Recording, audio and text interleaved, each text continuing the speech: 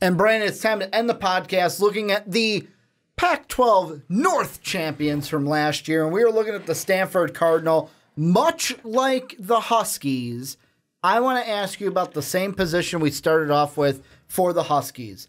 Stanford has coming back. Yeah, they're going to still have KJ Costello at quarterback, but they return 5 rushers this year, along with the Heisman Trophy runner-up, who will most likely be the Heisman Trophy favorite to start the year, Bryce Love. I want to ask you about him alone. How special of a season will he have this year, and could he be the Heisman winner this year? I think Bryce Love will probably have an outstanding season yet again. Over 2,000 yards on the ground last year with 19 touchdowns. The only thing that he could possibly do better is be a better receiver and be a better pass catcher. Go back to his freshman year when he caught 15 passes for 250 yards and a touchdown.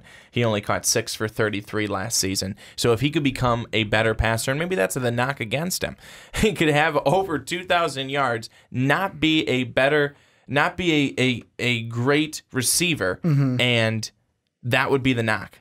Why he doesn't win the Heisman. That would be horrible. But I think that... Well, I mean, Christian McCaffrey did it all, and he didn't even win the Heisman.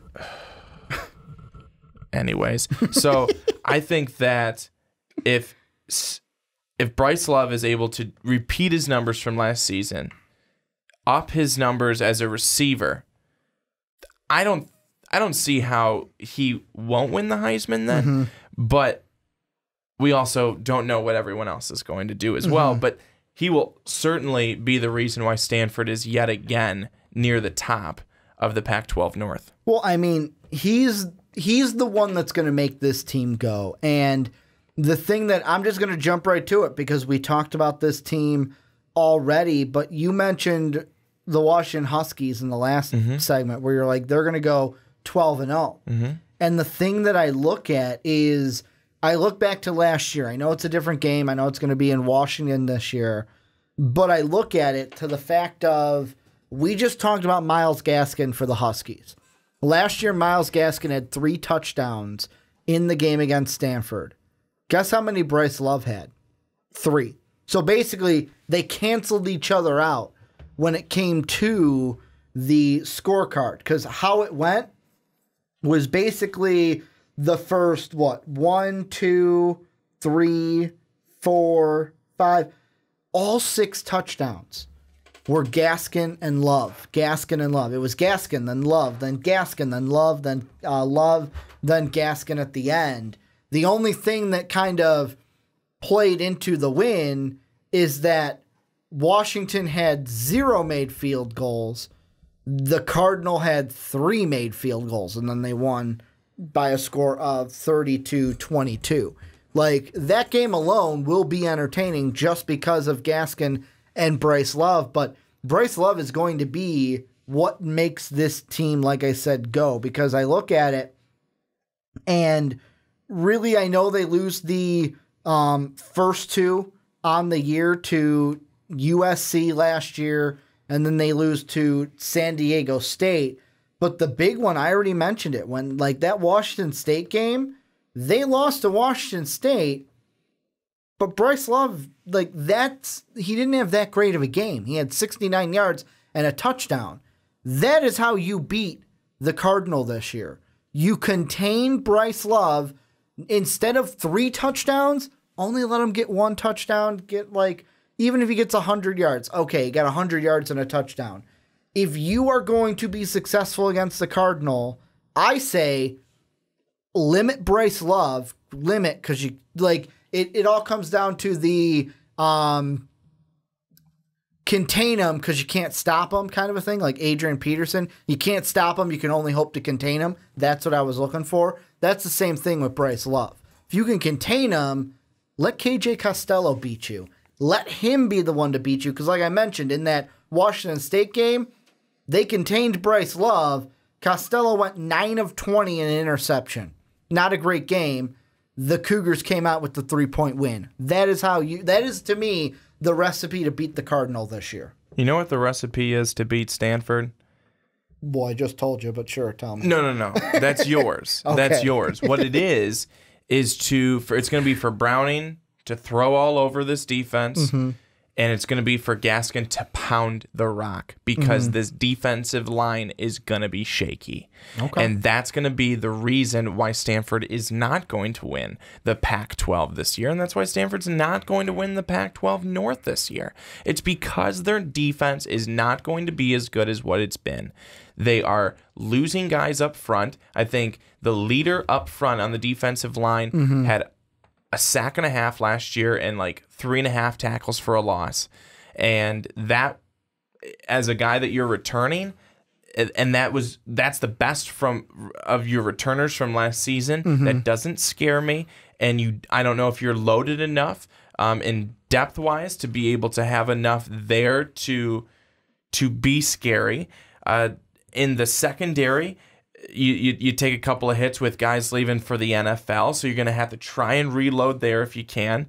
You've got a little bit of depth at linebacker, but I think that when you look at these two teams, you put them side by side, and you want to go ahead and cancel out the running backs, Bryce and Gaskin. You're going to be better with the quarterback for Washington with Browning, and your defense is going to be better for Washington leaps and bounds. So that's going to be the recipe for success, is break through this defense for Stanford, which it's not going to be as good as it's been in years past.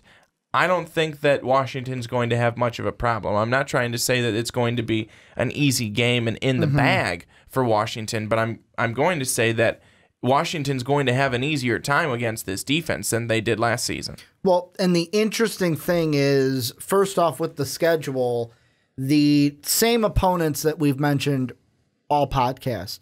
They play the Trojans at home. They get Oregon on the road. The Washington game is on the road this year. The big one is September 29th, a team we had not mentioned on any of these teams. They're going up right now. Notre Dame is ranked 12th in the nation to start the season. That's a big game. Going to Notre Dame, what to expect from this Fighting Irish team.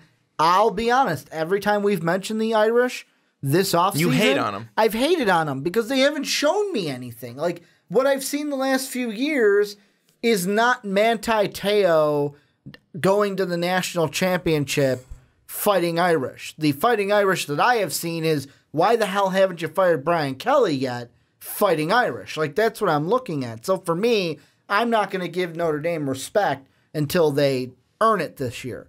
And for me, that's not me saying that Stanford's going to walk in and roll them. That's going to be a tough game for the Cardinal. They have to go to Notre Dame, to South Bend, to win that game. But the thing I also look at, and maybe this is me just being having a little bit of hubris here, guess how many seasons? Let's see. David Shaw's been the head coach of Stanford since 2011. Guess how many seasons he's had with 3 or more losses in conference. 3 or more losses in conference. How many seasons? And he's been there since 2011, so 6 years total, or 7 years total. This will be the 8th. How many? 2. 2014, they went 5-4 in conference, 8-5 overall. That was Christian McCaffrey's freshman year. That was Hogan's junior year. That next year, they go 12-2, 8-1 overall. They win the Rose Bowl. The only other one is when they went 10-3 in 2016. They went 6-3, finished 3rd in the North. Every other year, they've either gone 8-1 in the Pac-12 or 7-2.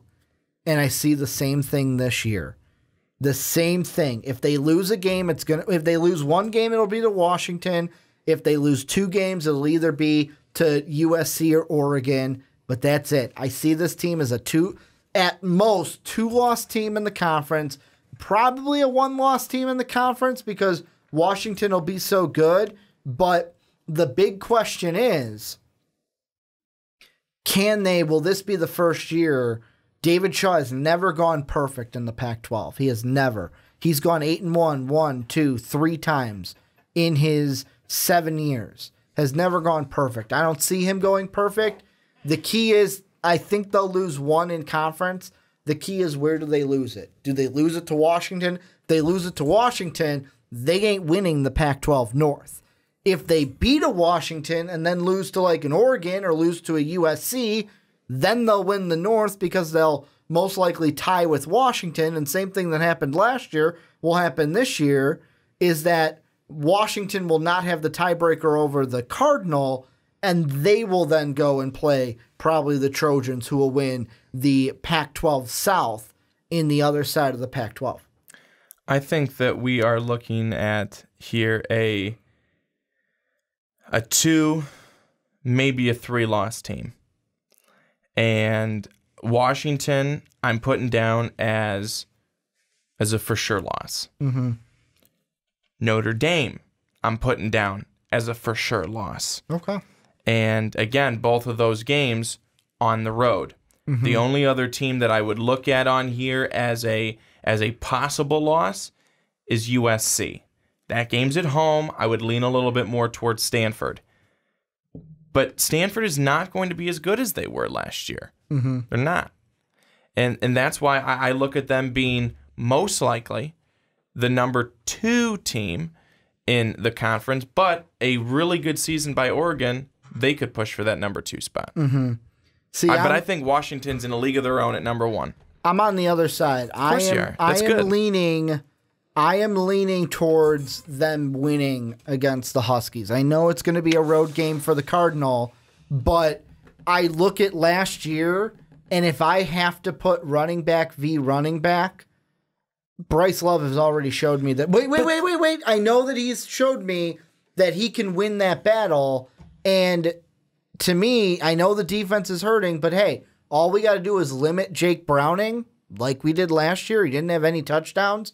We can win that game. We beat them last year. We know we can beat them this year. To me, I'm looking at it more of, and that's also more of, I'm not on the same bandwagon as you. I don't think that Washington is going to go undefeated, and B, I'll be completely honest, this will be a spoiler for next week. As of right now, I don't have the Pac-12 in my college football playoff. Just don't have it, because to be honest, I'm leaning on the bandwagon. You get an ACC team, you get an SEC team, you get a Big Ten team. Oh, wait, then you get a second Big Ten or a second SEC. Like the Big 12 and the Pac-12 will most likely be left out this year of the college football playoff. I see this season for the Cardinal. I agree with you. They're not going to be undefeated. They're going to have more than one loss. I could see it at best. They lose one game either to the Trojans or Oregon. But I could see this season being they beat down Washington. And when I say beat down, I mean they match them touchdown for touchdown and beat them with field goals again. But then lose to Oregon, lose to USC. Whereas then the question is for Washington is, all right, did we beat Oregon? Because then if they lost to Oregon, it doesn't matter. Stanford wins. If then Washington only has that one loss to Stanford, then they can go to the Pac-12 title game, and that loss won't matter. But that's because also I like Stanford in that matchup, although their defense may be hurting. But that's also because I don't think Washington's going to go 12-0 this year. And I like Bryce Love a little bit better than Myles Gaskin, although they're both great running backs this year. The question for me for the Cardinal is their chances of winning the Pac-12 North overall, because like I just mentioned, they could beat Washington, lose 2 games, and as long as Washington loses only that Stanford game, they could win the Pac-12 North while still losing to Stanford. You can put Bryce Love better than Myles Gaskin. Mm-hmm. That's fine. Go ahead and do that. But just because you do that does not mean then that Stanford's got the game in the bag.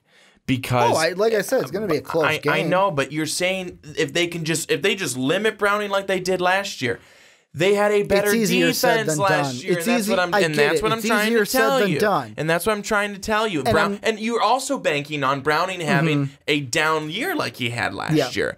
And I would highly doubt highly doubt that he has a down year again like he did last season. Again, like I said in the Washington preview, I don't think that he's going to throw for 42, 43 touchdowns. I just don't think that he's going to do that. But do I think that he could bounce back, go for 25, go for 28, maybe 30, and have a really good season? I think that he could. I think Stanford, though, they lost more defensively than Washington even thought of losing. Washington returned 6 starters on the defensive side of the football. Washington, I think, is in a much better position on the defensive side of the ball. They're very strong up front defensively. Stanford is a question mark up front defensively. I don't think what you said, yes, it's all easier said than done. Saying Washington's going to go 12-0, like I said, is easier said than done. And I don't have to play. So I think that everything looks nice when you say it. But again, Bryce Love, go ahead and say that he's better than Gaskin. But that does not, boom, snap, done, game's over, in the bag for Stanford. It's not. And I want to clarify, I'm not saying that it's like for sure Stanford is going to win. I am saying I think Stanford is going to win. My word does not mean put it down. I am the holiest than thou. Do as I say. It is to be done. If that was right, I'd be fucking picking Super Bowls left and right, which is the exact opposite. Whichever Super Bowl winner I pick, they get demolished and hold Kiss of Death saga.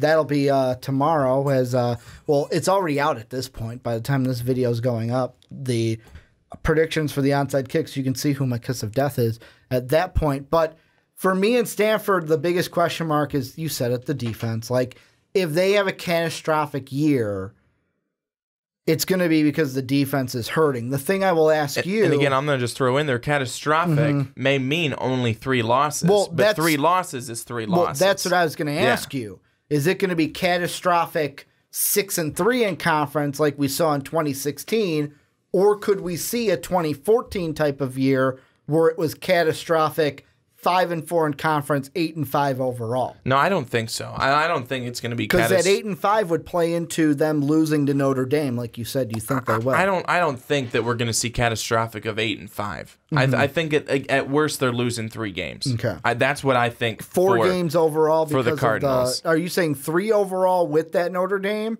or 3 in conference adding Notre Dame, which would be 4? 3 overall with Notre Dame. Okay, 3 so you overall think only with 2 Notre in Dame. conference? Yes. Is it going to be Washington and Oregon, Washington and USC? Because that, to me, those are the only 3 games I see them losing. But I'll be completely honest. Same thing I said for Washington, I will say for Stanford. That UCLA game, I said it for Washington. It could be even more true for Stanford, because if they've already lost 2 Pac-12 games and the Huskies already have the North locked up, UCLA by that point could be rolling a little bit under Chip Kelly and be a trap game at the end. I think it's going to be Washington and Oregon. I think that Stanford has a better chance to beat USC than probably people might believe. But look at for the Cardinals. Look at their September. They're at home versus USC. Then they've got UC Davis, which is 100% in their favor. But then they're on the road at Oregon. Then they're on the road at Notre Dame. And I think that those are going to be 2 tough matchups. And I'm not going to say the USC game isn't going to be a tough matchup, but those are 3 tough games right out of the gate in September to start the season. When so many games and so many teams that we've looked at, they'll be 3-0 to start because they've got 3. Because they have usually three easy games. Yeah. Stanford does not have that. They're not set up that way. So I think that they'll, at worst, they go 2-1 to start the season in their first 3 games. But then right away to Oregon and right away to Notre Dame, and both of those games being on the road, and both of those teams, I think, with Oregon and Notre Dame being improved. Oregon because of health, and they're going to have their quarterback healthy. And then Notre Dame because I just think that Notre Dame is starting to be able to put it together a little bit more. Guys have gotten some more experience. They've got games under their belt. They're building something up there for the Irish. If I had to say right now, that Trojan game, I would put in a win for the Cardinal. And the reason why is last year, the game was in Pasadena, in Southern Cal. They lost. Trojans also had Sam Darnold starting. The year before that, 2016, the Cardinal won A at home, but B, that was also a year where that was a game where Max Brown started that game, and then Sam Darnold came in to throw 7 passes and finished 5 of 7, where you had Stanford had their quarterback, Stanford had Christian McCaffrey, who Bryce Love easily on the same kind of like Heisman level that McCaffrey was on that year. And I just look at it and I go, that Trojan game to me is interesting only because if they still had a guy like Sam Darnold, all right, win for the Trojans. But the last time we saw the Cardinal of their offense set up and the Trojans have a question at quarterback, the Cardinal won that game. So that's why right now I'm leaning towards Stanford in that one. To me, if I look at it, they're in conference. The games that I think will most likely be losses if they do lose are, like you said, Oregon and Washington, because, surprise, guess where they're played? On the road. Eugene's a tough place to play. Washington's a tough team to play at home. And Washington's a really good team. And Washington is going to have revenge on the mind from last year. Basically, oh my God, if we win that game, we are in the Pac-12 title game. We are going up against Sam Darnold and the Trojans, and we could have possibly been in the playoff discussion for college football. So those are the two games I look at. Notre Dame to me, like it could, like, am I saying it's a for sure non-loss? No, but at the same time, Notre Dame to me, that's going to be an interesting part to Notre Dame because Notre Dame could be walking into that game either 4-0 or 3-1. And the reason why I said, well, you know what? Screw it. They could either be walking in 4-0, 3-1, or 2-2. And to me, if they go 2-2, they lose to Michigan, they lose to Wake Forest. If they go 3-1, they lose to Michigan. If they go 4-0, obviously they win all 4 games. I'm going to say they walk into that Stanford game at home 3-1 on the year, with a loss to Michigan being the only loss that they have in those 4 games to start the year. But like I look at last year, the only opponents they lost to, Georgia, who was a ranked opponent, Miami, who was a ranked opponent, Stanford, who was a ranked opponent.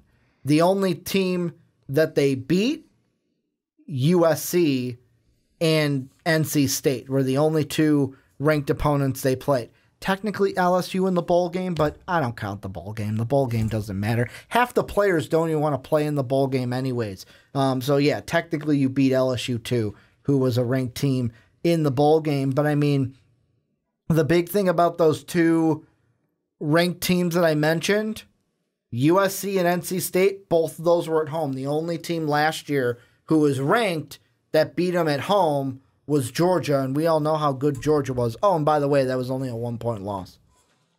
That was only a 1-point loss, and that was pretty much Fromm's coming out party, if I remember right.